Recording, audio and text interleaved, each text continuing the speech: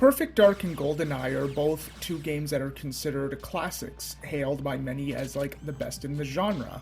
The late 90s and early 2000s is definitely my favorite decade of all time. And I would love to play these games, but the problem is that they're very hard to emulate on a PC, and these games are not available on Steam either, and I'm not going to be downloading, potential viruses onto my computer to play these games. So I really wanted something to kind of quench that late 90s, early 2000s first-person thirst. Something that's in the same vein as those games. And I think I have found it.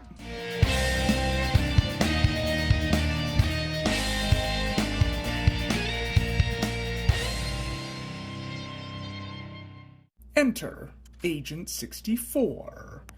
Now, when I first saw the trailer to this, I indeed thought it was a game from that decade that wasn't released. But no, this is an independent game heavily inspired by GoldenEye. In fact, it improves upon it in a lot of different areas. I mean, look at the shininess of the gun, for instance. Look at the lighting.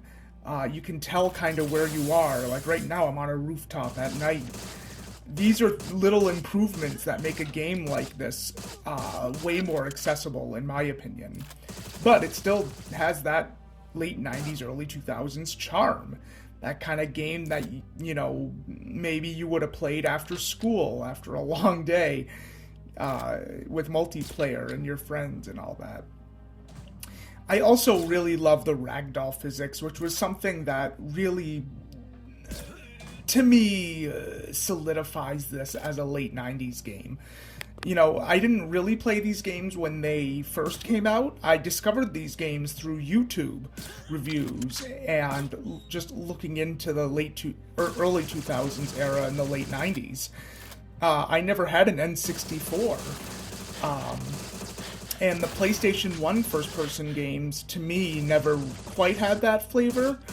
Alien Resurrection is one of my favorite PlayStation 1 games. That's a first-person shooter that I truly love, but I don't think it really has the GoldenEye feel. It's a horror survival thing. I really want a game like this, where you're a spy and you're running around a building. And if I can't get GoldenEye to run on my PC, and if I can't buy an N64, this is definitely the next best option. And especially with these indie games, as you know that they're going to work on modern hardware. That's the only thing that's stopping me. It's not even money. It's just like, my PC doesn't really want to run these 90s games. It's a tough thing to do. I mean, my envision of a video game future would be where a system like the PC, for instance, could play these old games effortlessly. But I don't know if such a thing will ever come out. I don't know if the money is there. I don't know if the interest is there. I know that we're getting remasters of old games. The Tomb Raider games, for instance, have gotten amazing remasters. And I think Gex is also getting a remaster soon, which is fantastic. I am just so excited.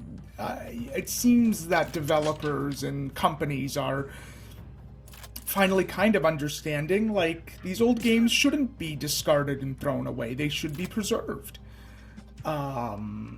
And I think that these indie games is a great way to kind of experience a time that I missed. Obviously the people who developed Agent 64 love GoldenEye, have a deep respect for the decades that I love, and kind of, not just give nostalgia to people who loved GoldenEye, but give something to people like me who, I that generation, I wasn't into it at the, I was born in 93, so I certainly wasn't playing video games and I was, a fetus or 1, 2, and 3.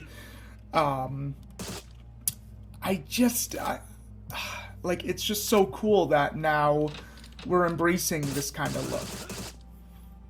I also love that there's multiple difficulties in this game. I love that, if you pick the easy mode, the only thing that you have to do is shoot up the bad guys and escape the building. If you hit the medium difficulty, you also have to save hostages, which, again, gives the game such good replay value.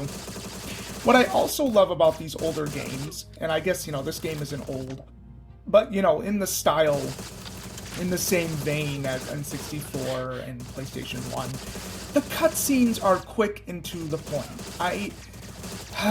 As much beautiful work is done with cutscenes in video games, and as much as I appreciate art and voice acting, I'm really not sitting down to play a video game to watch a movie. I really want the story to be told through the gameplay and the actions that I take.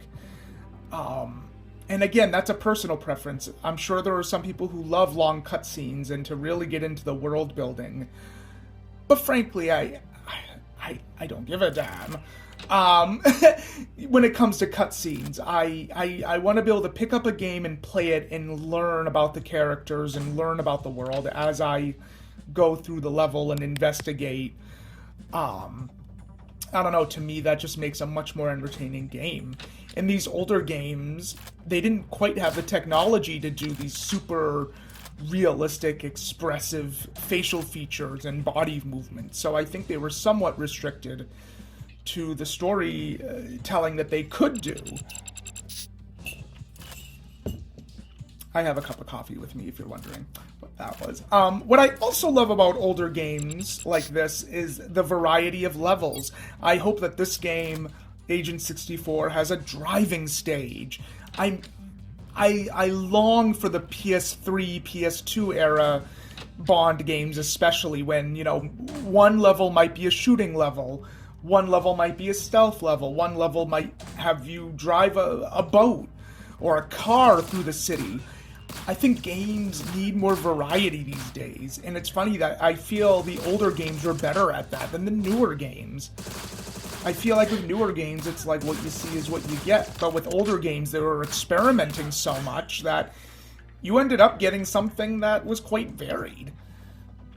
But yeah, on a final note, I cannot wait for Agent 64 to come out. I have such high expectations. I really wanted to promote it as much as I can. So please wishlist this game, and I'll see you next time.